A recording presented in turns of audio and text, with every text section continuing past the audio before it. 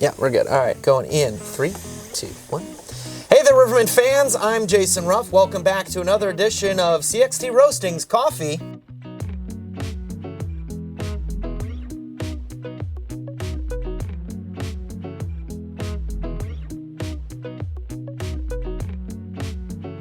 Jason Ruff joined for the first time with Rivermen Assistant Coach Eric Levine. Had a little bit of a curveball thrown at us here this morning. A little bit of a pipe leakage due to the rough weather and Coach Trudell not coming into the office today. But, you know, when life blocks your shot, you follow through and get the rebound. There right? you go. Or in my case, you save the rebound. You don't want to give one up, but yeah, you battle for that extra, make that extra save, right? You battle for the extra save, exactly. Exactly. Whatever verbiage you want to use. Exactly. Whatever verbiage, it does work. Well, the Peoria Rivermen coming off now 8 consecutive victories, including 3 straight on a Thursday, Friday, Saturday series. First 2 games on the road before coming back here to take on the Evansville Thunderbolts. I want to start in on that Thursday game. That's the 3rd morning game the Rivermen have played this year. You played in plenty of those. You've coached in plenty of them as well. What are some of the difficulties in playing some of those early morning Thursday games?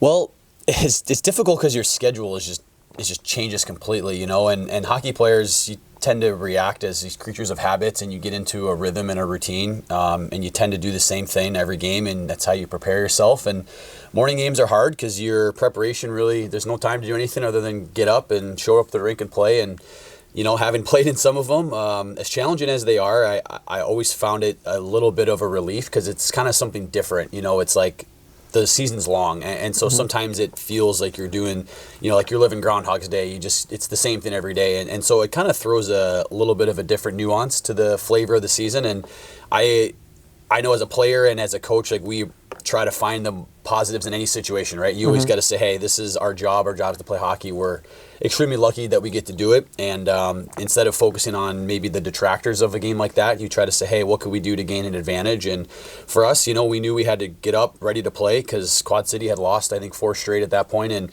you knew they were going to come out hard. You knew they had probably a really hard couple weeks of practice, and we're still their biggest rival. They're still our biggest rival, and you know, anytime we get together, it seems to be sparks fly. We've had some wild games, you know, with them this year. A couple 6-0 first periods, 9-4 games.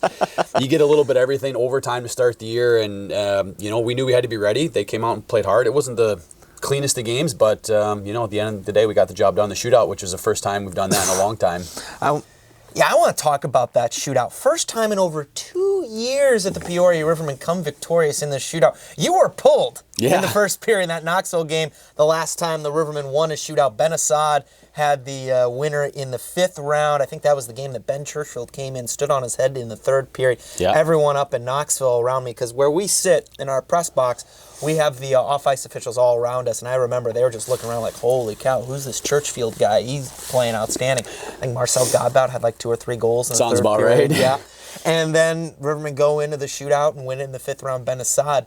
It's been a while since Peoria has won a shootout game, but do you think a part of that is just because the Rivermen just don't practice the shootout because they don't play shootouts in playoffs? You know, I don't even know if there is an answer, Jason. I mean, I could tell you we could probably sit here and practice overtime or breakaway goals till we're blue in the face, and we still might not win. It's just, it comes down to, you know, does your goalie make a save? Does the puck stay on the ice? Does it roll up on edge for certain players? You know, at the NHL level, right? They come out, they do the dry scrape. The ice is great. Everyone can show off their hands. You know, we go straight into it with pretty much bad ice, and you just don't really know what you're going to get. I just think it's a combination of maybe some bad puck luck, some great goaltending against us, and you know, just when our shooters seem to score a bunch, we give up a bunch, and when we don't score, we can't get a save. It's just one of those things, but it was nice to get the W, and yeah, it was a great game overall. It's a skills competition for a reason. It's just so we don't have a tie. Yeah, otherwise the game would still be going on sometimes. We Americans, we don't like ties, apparently.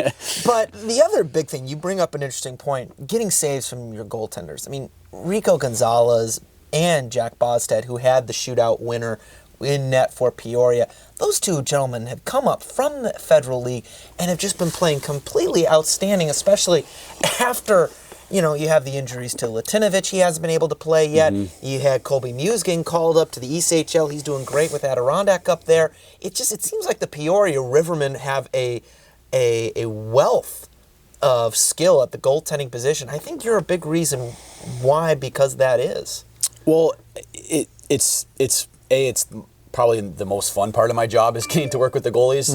You know, being a goalie myself, like I love the depth of conversation and the training and the intricacies that I can work with these guys, and it's a credit to them because I could tell any goalie till they're blue in the face what to do, but if they don't have the right attitude to want to, like, not only take criticism, you know, and like not have too much of an ego to think that they just know everything, but to actually take it and welcome it and then want to apply things on the ice, because goalie is such a, I said this before, it's such a detailed game, right? Yeah. The margin of error, you could be an inch here, an inch there off your angle. That makes all the difference, right? So everything you do needs to be calculated, very specific, very poignant in your movement, your pre-shot routine, and just your save selection. And so credit to these guys, because as much criticism or advice or training that I give, it needs to be adopted by the goalie. It needs to be applied. And for them to come in relatively so new, playing their first SPHL games, not only playing great, but also you can see improvement game over game. You know, Jack, who I thought was really pretty good for us the first couple games,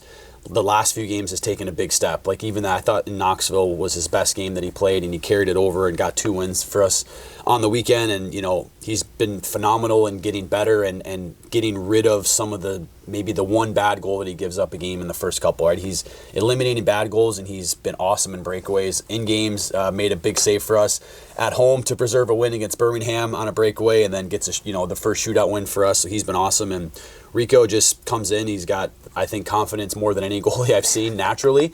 You know, he doesn't have cockiness. He has confidence. Yeah. There's a big difference, and he's extremely confident. He's a very hardworking kid.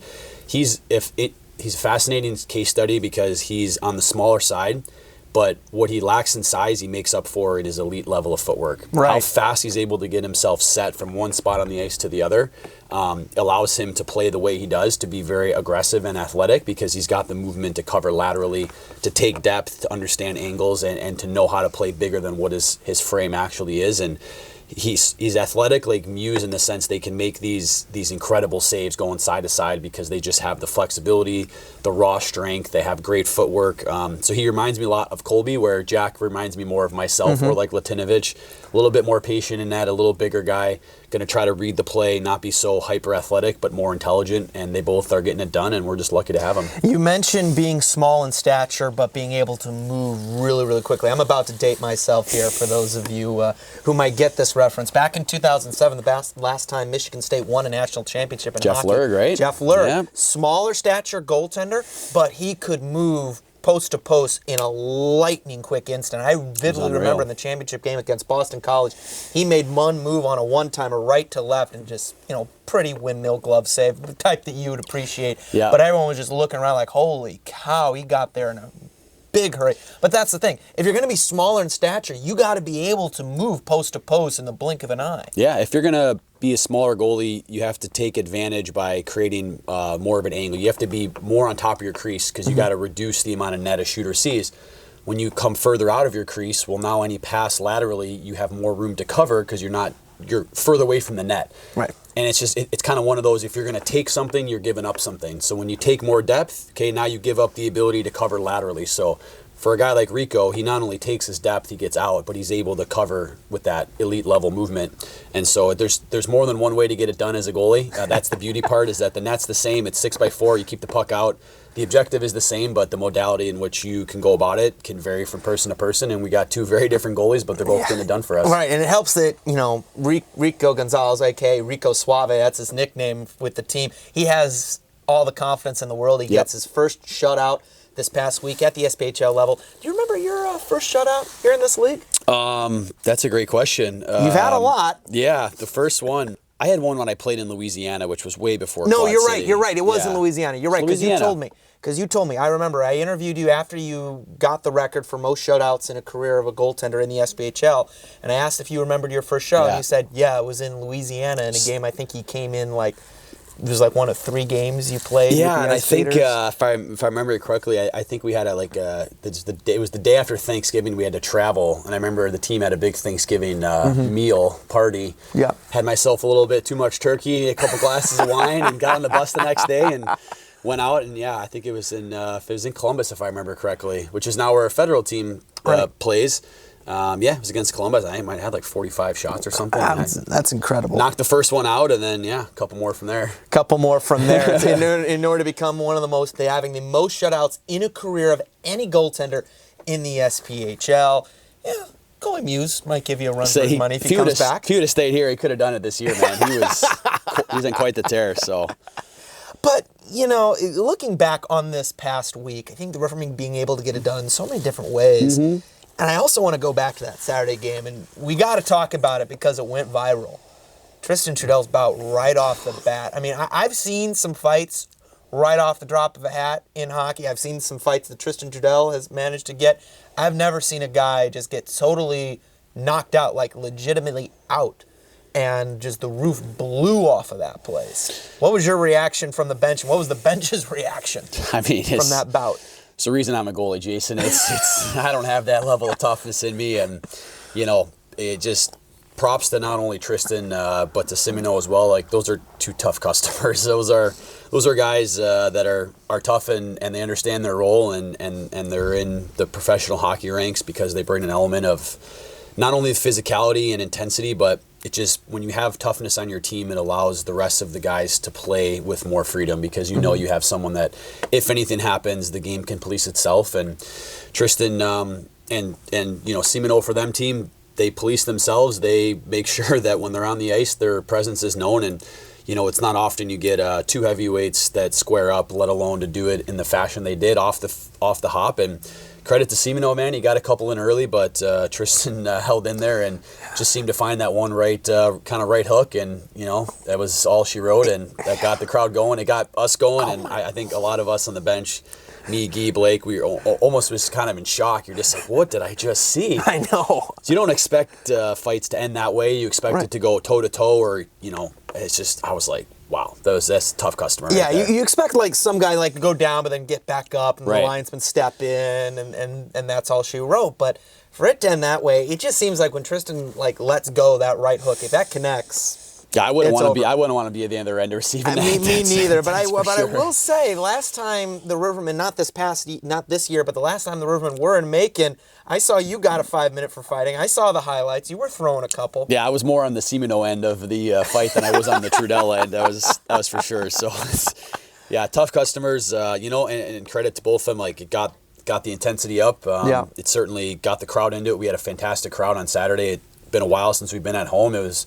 And we're on the road next weekend, so it's kind of this one game at home in 3 weeks, and they definitely gave the crowd a show, and it got us going and helped us to a victory. But at the same time, 8 straight wins for this team with all the roster adversity that has happened. What do you attribute this stretch of good fortune for the Rivermen to? A couple of things. It's depth. I mean, you see different guys contributing, stepping up, just like a playoff run. Every playoff run a team goes on, you get into the end of it, you go to the finals, and you look back and you realize, wow, in this game, it was our team defense that got this win. In this game, it was our top forwards that just stole the show and scored us 6 goals. And in this game, it was our goalie that stole one. In this game, it was our physicality or whatever it is. Like, you can attribute a lot of different things to wins. And we've had good goaltending when our team hasn't played great. We've had incredible offensive production from our top dogs like Wilkes and Bearsy and Ernie. We've had depth scoring, guys like McChesney and Carson Baptiste and Fox and Devine, these guys that are providing that secondary scoring. They're coming up big. Power play's been really good. We've been clicking at, 25, 30%. Hard to lose games when your power play's that much of a weapon, and, our PK's tops of the league, and you put all that together and you get a few bounces along the way. A couple games could, the puck might as well be a coin toss in some nights, and we end up on the right side, and next thing you know, you got a game winning streak and you're looking ahead. That's right. But at the same time, you're also getting contributions from guys who are coming right off an injured reserve. Like, obviously, you don't want players to get injured. Yeah. But it just seems like there's something about having some time to just focus on yourself that kind of acts as a mental reset button. Is that true, speaking from someone who's been through the ringer a couple times? Is that true? And why does that happen when you're just injured, you come back and you have some big-time performances? You look at a Michael McChesney, you look at a Tristan Trudell or a Carson Baptiste even. Well, that's an interesting point, and I think one of the advantages we have, right, and this is meant to be taken in the best way, is that we're going to win with whoever's in the lineup, right? So it's a privilege to be a Riverman. It's a privilege to be a coach, to be involved in the organization. We're going to win no matter who we have, because that's our job. Right. So as a player, when you feel like you're part of success, and then you maybe have an injury or whatever, suspension, and you're away from the team, and then you see the team continue to win, it's kind of this like, well, do I really feel like I'm important to it? Because they're still winning without me. And you realize that everyone's important, but that you're no more important than anyone else. And so it's a very humbling experience to be out of the lineup, see your team continue to have success. Then when you get the opportunity to play again, you're extra motivated to be like, all right, I want to be the reason why this train continues to chug along. You don't want to be the reason why when you come back in the lineup, the team starts losing. You feel almost worse than helping the team win, right? Everyone hates to lose more than they like to win as an athlete. Right. At least that's how it should be. So you get this really cool blend of like the team finds success. You realize maybe I'm not the most important thing because the team is way more important than any individual player. Now you're just like, let me just be thankful and humble and grateful for the opportunity. Let me work my butt off and be part of this success, because you realize it's so much more fun when you don't care who the stat sheet says was the best player. You care about the team more than anything. And we have a lot of veterans that buy into that concept, and we understand that it's about the win. It's not about who gets credit for goals or this or that. Everyone plays a part. The forecheck and the deposits in the zone and blocking shots and getting pucks out, those are as valuable as scoring the goals, right? And you have everyone's got their roles. So we've had a really good mix of guys that understand their role, and when players need to step up, they've stepped up, and we've got a lot of contributions. So who on this Rivermen squad this year has really surprised you, Coach Levine, the most? It's a great question. I mean, there's a couple. I'm going to kind of maybe go with what I would say is a guy that's just been like a heart and soul player is Frank Trezera, who wasn't sure what his role was even going to be, if he was going to make this team, if he was going to continue to stick around. He gives it his absolute every ounce of effort he's got every night. He's probably plays between 10 and 14 minutes. So his role is important in that when he goes out there, it's to provide energy, momentum, be great on the forecheck, block shots, get pucks out. He's on our PK roster. So the jobs that he's asked to do are not the sexiest jobs, and he doesn't really get a lot of credit on a lot of goals, but what he provides for the energy of our group, like when we need a shift, if we need a response, he's usually the first guy that he throws out there, because we know we're getting second efforts, we're getting hard F1s, we're getting a physical body that's going to do whatever it takes, and he does all the dirty work, so a lot of guys can look good and get on the score sheet, but he's been someone that's just game in and game out brought it, and he's fought for his teammates. He stands up when we need to, and he's been just an unbelievable weapon for us. And so he's someone that surprised me for how much he's able to give every night. Absolutely, me too. And for someone who has actually watched Frank Trezera back in his North American Hockey League days when he and the Lone Star Brahmas were eviscerating my Odessa Jackalopes down in Texas, it's great to see a player like Frank, who, like you said, is such that heart and soul kind of character guy who's willing to do anything for the team, see him have success at this level. It's great to see. Last question for you, Eric, before I let you go. This is your second year being an assistant coach with the Peoria Rivermen. How is this year different for you as a coach compared to last year? Well, it's like anything. You have more experience. Like, I understand what the process is as a coach now, and it's one of those where I get the unique opportunity to do some games as the head coach and some games, in most games as the assistant coach, and so my role is somewhat different depending on the night, but there's more of a comfort level. There's more of a understanding of what Guy's process is. As an assistant coach, during the week, it's my job to help in practice where I can, to be an extra set of eyes, to prepare, to do all the little skill drills and pass pucks to guys and all that stuff, and watch video, especially with our defensemen. So I've got a better understanding this year of our system and just how we operate as a team, but it's been cool to have a better understanding of kind of the level that Guy thinks at on the bench, because he's such a wizard behind the bench. He's processing a million different things. He's not only looking at our guys and our position and routes and who's playing well, and that determines how much ice time players get. He's also being very aware of other teams and how they're playing and what systematic matchups we need to find. And so kind of thinking how he does, I can understand and sort of get into a better idea of, okay, this is why he's putting this line out there. It's because of this matchup or because something that he saw in this guy. He wants to get this guy going. And so you pick up more the more you're on the bench and the more you're around amazing talent like Guy. And so it's just been more of that. I've gotten experience with it now. And, you know, when I have to be the head coach and make decisions, I'm not so nervous about it. I'm not so glued to my lineup card and just coaching by the X's and O's. You realize it's as much of an art as it is a science. Yes. And you gotta trust your gut. You gotta go with what you see. That's what Guy's really good at, and I've learned a lot is that he goes with his gut feeling because he's been around hockey long enough. He knows what's brought success as a player, as a coach, and so he can feel and coach more off the sense of things than he does just analytically. There's a time for being analytical and a time for being a little bit of an artist and kind of being creative.